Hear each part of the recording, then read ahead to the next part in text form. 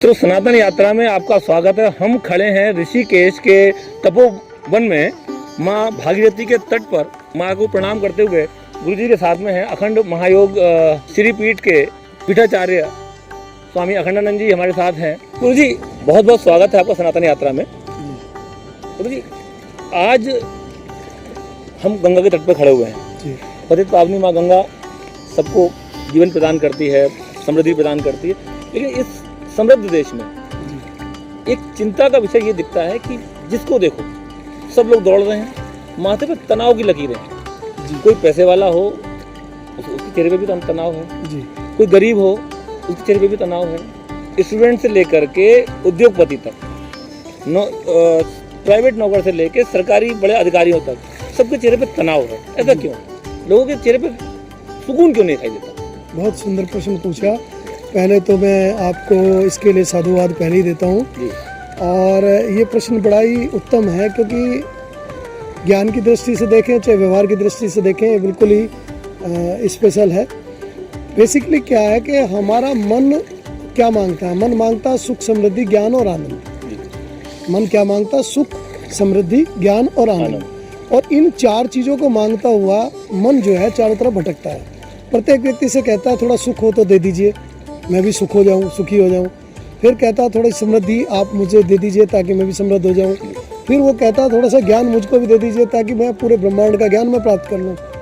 और फिर कहता है मैं आनंद स्वरूप हो जाऊं। तो मन क्या मांग रहा है? सुख, समृद्धि, ज्ञान और आनंद। और ये कहाँ मांग रहा है? बाह्य जगत में जाने के कारण। मन जब बाह्य जगत में चला गया तो हाहाकार करता हुआ इधर से उधर भटकता हुआ फिर रहा है। सुख दे दोगे तो समृद्धि की इच्छा रखेगा, समृद्धि दे दोगे ज्ञान की रखेगा, ज्ञान मिल जाएगा तो आनंद की रखेगा, तो कहीं ना कहीं वो भटकता रहेगा। तो परम लक्ष्य आनंद है, तो आनंद अगर सिर्फ आनंद पर ही फोकस करा जाए तो आदमी आनंद कैसे प्राप्त करे? भाई उसका कारण ये है कि मन जो बाह्य जगत में चला गया उसको सुख, समृद्धि, ज्ञान और आनंद ये चारों ही मिल जाएंगे। वो अपनी आत्मा से मिलना चाहता है, आत्मा में सब कुछ समाहित है। अपने मित्र आत्मा से बिछुड़ने के कारण, बाह्य जगत की यात्रा तय करने के कारण वो भव में भटका हुआ, जिसके कारण वो दुख और कष्ट भोग रहा है। अगर उसको आंतरिक जगत की यात्रा तय करा दी जाए तो वो निश्चित रूप से समृद्ध भी हो जाएगा, आनंद भी हो जाएगा, सब कुछ हो जाएगा उसको। तो उसका खुद से परिचय जी, खुद से परिचय। तो खुद से परिचय जैसे आत्म हम करते हैं तो आप एक दर्शन क्रिया कराते हैं, आत्मदर्शन क्रिया, तो जैसे उससे कैसे वो अपने से मिल सकता है? क्या क्रिया है? वो वही तो है, हमारा 2.5 घंटे का एक प्रोसेस है और उसको हम लोग कराते हैं। तो आत्मदर्शन क्रिया का हमारा रहता है कार्यक्रम। तो उसमें कुछ प्राणायाम और कुछ और साधनाएं कराते हैं और थोड़ा सा अपने में से भी हम अपने शक्ति में से थोड़ा सा उसके अंश में डालते हैं। तो उसमें वो जागृत हो उठता है और अपने आप को पहचानने लगता है। उसको अनुभूति उसी 2.5 घंटे में हो जाती है। वो खुद महसूस करता है कि मैं कहीं दूसरी जगत की यात्रा तय करके आया हूँ और मैं कहीं पहुँचा हूँ। यही आनंद का स्वरूप है। परमात्मा और आत्मा तो आनंद स्वरूप है ही। जी जी। तो लेकिन ये जब कोई आज का दुनिया की जो दौड़ है, भागम भाग की दौड़, जी जी जी, सब कुछ शॉर्ट में चाहिए जी। जैसे लोग आप तक नहीं आ पा रहे या लोग यहाँ तक नहीं आ पा रहे, क्योंकि सब अपने काम में बहुत व्यस्त हैं। जी जी जी। सबके पास समय की कमी, जिसको देखो समय नहीं है। तो वो समय की कमी, तो हम चाहते हैं कि आप वहाँ तक पहुँच जाएं, आपकी बात वहाँ तक पहुँच जाए, क्रिया वहाँ तक पहुँच जाए लोगों तक। तो कोई शॉर्टेस्ट वे कि जिस एक कोई ऐसा मंत्र, अभी हमारे ग्रंथों में तमाम मंत्र हैं, कोई एक ऐसा मंत्र दीजिए जिससे वो अपनी बाधाओं से मुक्ति पा पाए। अपने घर पे अभ्यास करें, वो मंत्र अगर आप बता देंगे तो ईश्वर उन पे कृपा करके और वो समय भी मिलेगा उन्हें। तो ऐसा कोई मंत्र नहीं, वैसे तो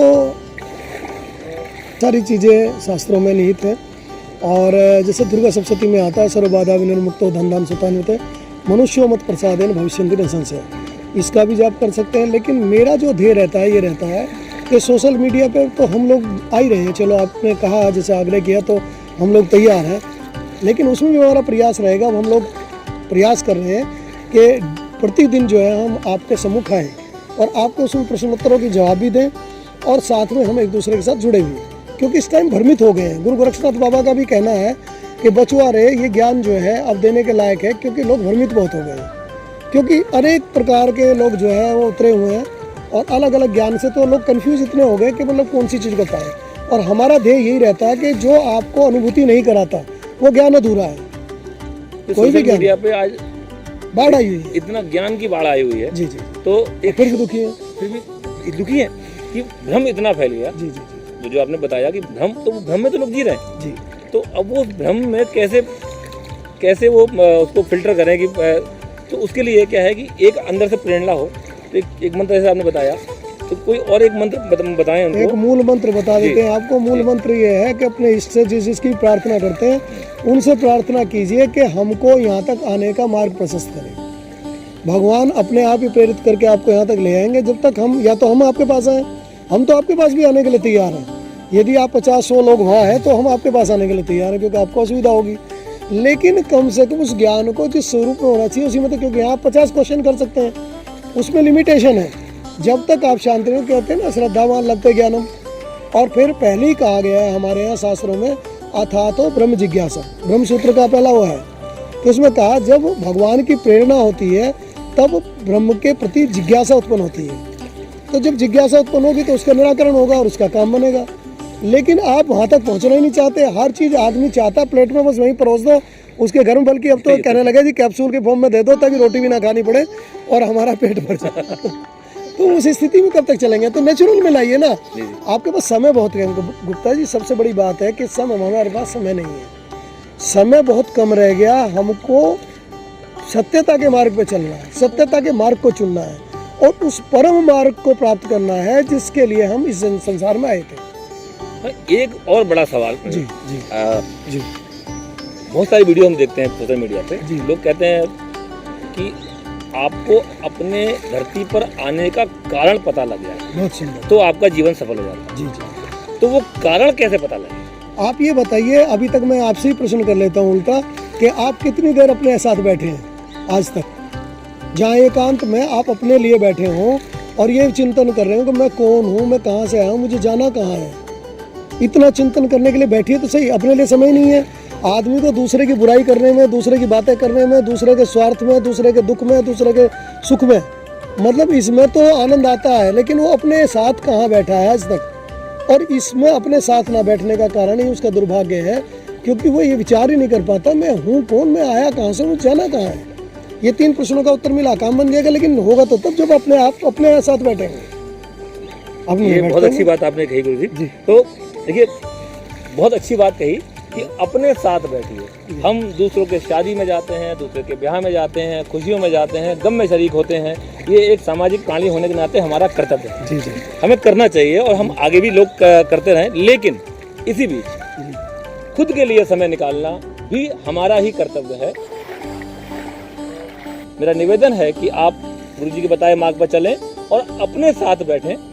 रोजाना 10 मिनट अपने लिए निकालें, खुद से पूछें क्या चाहिए, अगर ये क्यों चाहिए। अगर ये नहीं बैठते हैं तो आप अपने जीवन में एक अपने आप को ऐसा खो देते हैं कि जो बहुत कुछ प्राप्त कर सकता था वो व्यक्ति, लेकिन वो बिल्कुल खाली हाथ यहाँ से चला जाएगा। वो एक अवसर, यानी अवसर। ये मानव जीवन एक अवसर बहुत है, बड़ा अवसर। आपको खुद के पास बैठने का, खुद से शुरू करके खुदा तक पहुंचने का, यानी आत्मा से शुरू करके परमात्मा तक प्राप्ति का। तो एक बार अपने साथ बैठिए, कुछ समय अपने लिए निकालिए और उसके साथ आनंद को प्राप्त कीजिए। और तब तक देखते रहिए सनातन यात्रा।